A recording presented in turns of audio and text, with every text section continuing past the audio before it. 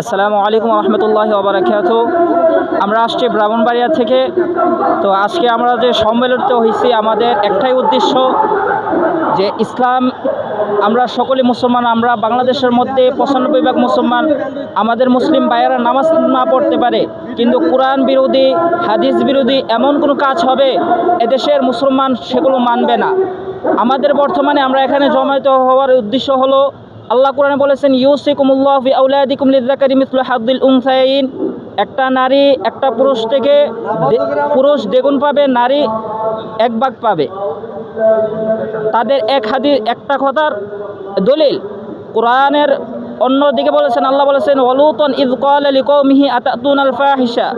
কওমে লূতকে ফাহিশা কাজের জন্য আল্লাহ তাআলা কওমে লূতের উপরে যে আযাব আসছিল, সেই আযাব বাংলাদেশে আসার জন্য বাংলাদেশের কিছু নাস্তিক মুর্দাররা তারা এই পরিকল্পনা করতেছে।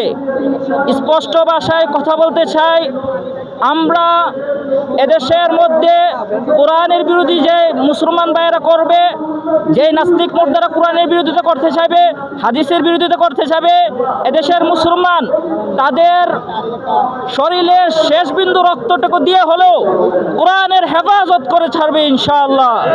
নাসরুম মিনাল্লাহি ওয়া ফাতহুন করিব।